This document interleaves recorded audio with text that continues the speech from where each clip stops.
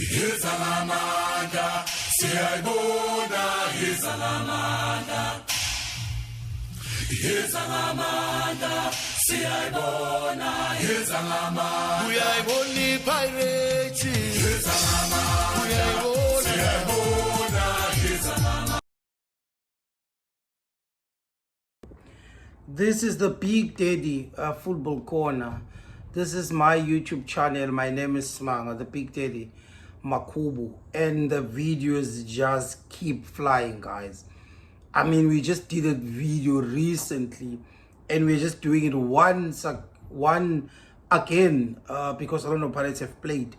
Congratulations to one of the biggest institutions in South Africa for going through into the semis for the third consecutive season in the Nedbank Cup, beating SuperSport, game that was played at the Old Peter Mokaba Stadium, which I still don't understand why PSL games are allowed to play there, because that pitch is horrible. Orlando Pirates also have, tendency of getting injuries in that match. The last time Orlando Pirates played there against Kukune, Sesane got an injury that sidelined him for the rest of the season.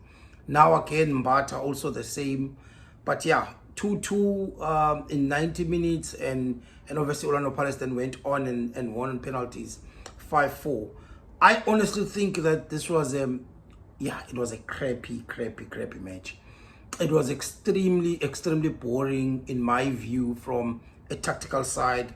There wasn't any tactical variations that were very interesting, but obviously there will always be one, but there was just not too many, and they were just too little far from each other, and they were not consistent. They will come and go, in this particular match. But yeah, but let us jump into it. Orlando Pirates are through, obviously, in the Nedbank Cup, but I just want us to be real and honest for once, and talk about this thing.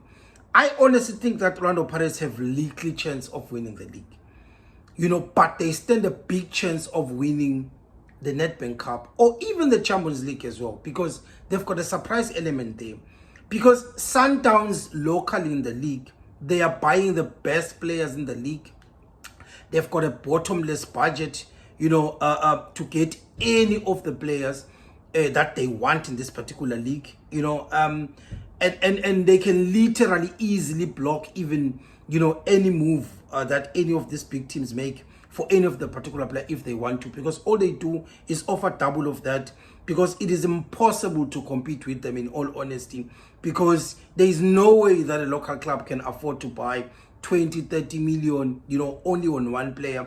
It's definitely not sustainable, and there is no way that any club in the PSL can afford to buy just one player for 50-60 million, which is actually the same price as buying a PSL franchise, which means Golden Arrows is worth just one player at Sundowns. And then you're gonna come and say Orlando Pirates should be, winning, league. It'll be very difficult to take it away, because all they do is in the first half they play a different team, second half they go buy a different team, and they come win the league, and they do this every season. But yeah, that's why I'm saying Orlando Pirates needs to push in the cups as much as they can. Now let's go to the lineup. No major surprises there. I just saw Dlamini dropped for Marco, and Marco played left back, and then they moved to Hoto into left wing, which is something that we've already seen. But now there's something interesting that I said on Twitter before the match, that I was warning Orlando Pirates to cognizant of against SuperSport. Number one was the transition and how they break out using the wings.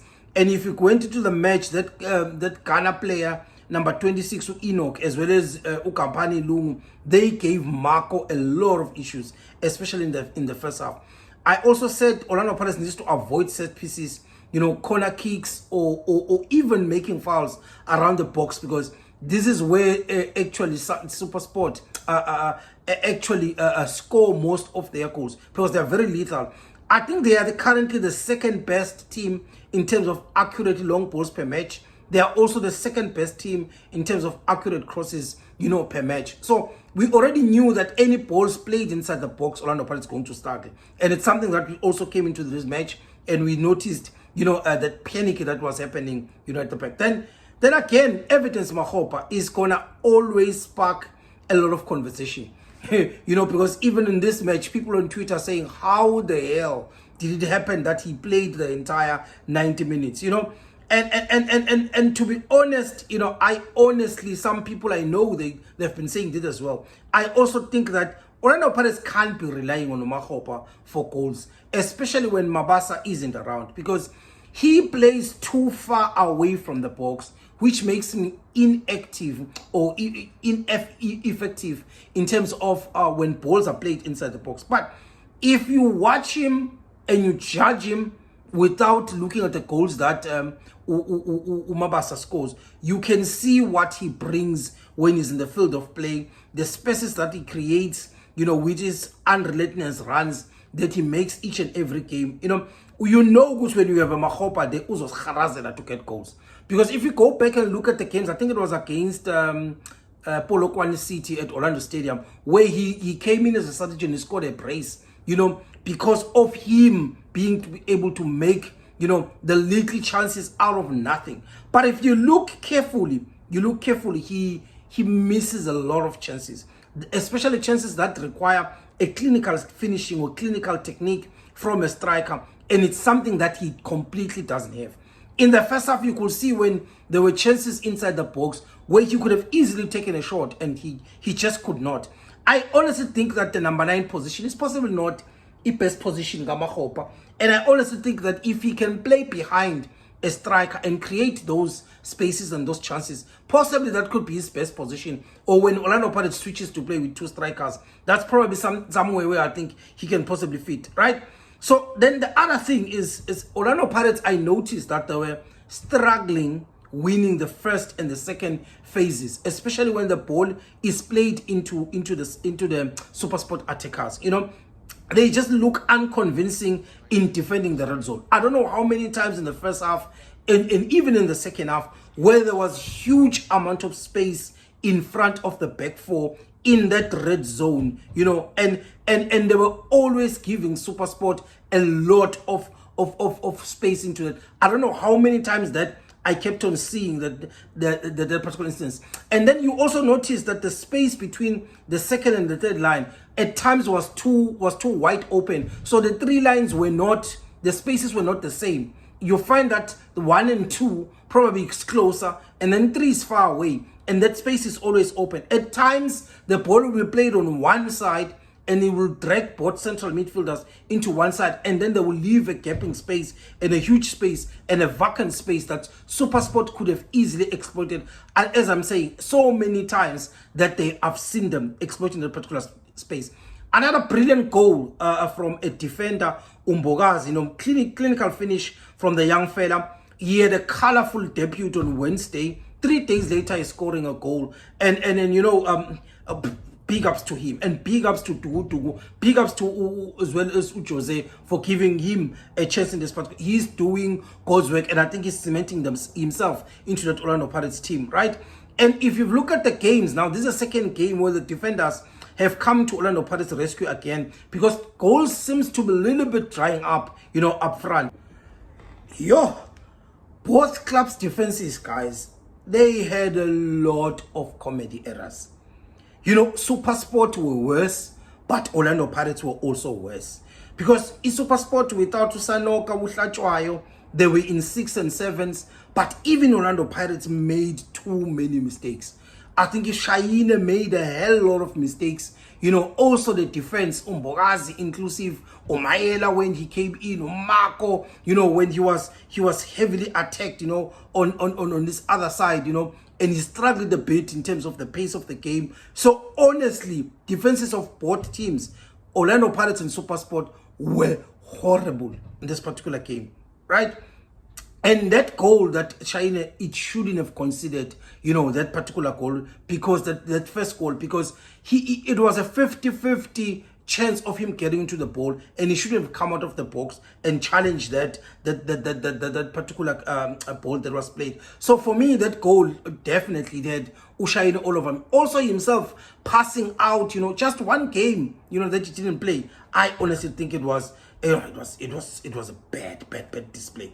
Then in terms of second half, if I look at Orlando Pirates, Orlando Pirates guys, attack was too disjointed, in this particular game. There was no synergy, there was no telepathy, you know that when Utito, Rel and Mabasa are playing, you could see that they were not there, because when they are around, always Pirates will always have that dynamic, or some people they call it a social effective superiority in terms of the relationship that the two players have when they are around. The three of them, there's this combination play, there's those 1-2 that they play together, and in this particular game it was hugely missed.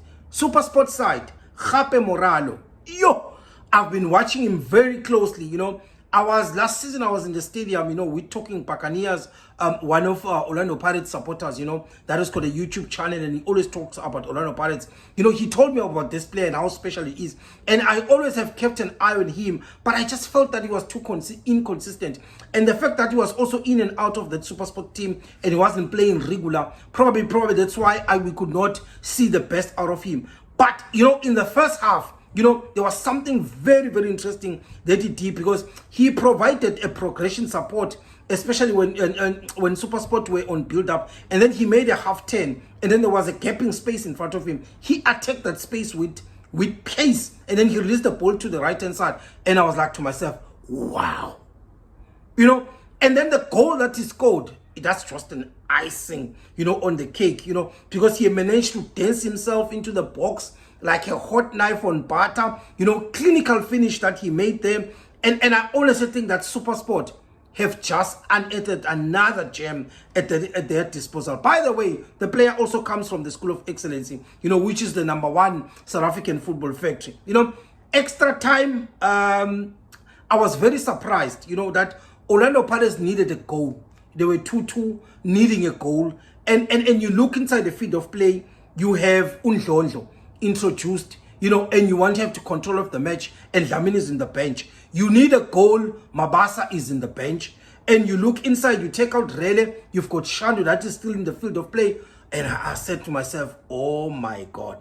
I honestly think that Jose Rivero got his subs all wrong today, or completely all wrong, because when we needed goals, we did not have the impact players, that we kept in the bench. They were not there when the goals are needed. But yeah, congratulations to the team for eventually winning, and congratulations to Shayine for those 2 saves that he made in this particular game. And the Orlando Pirates is through to the semis of the Nedbank Cup, for the 3rd time in a row. Please share, like, and comment, and let me know if there's anything that I've missed. Away.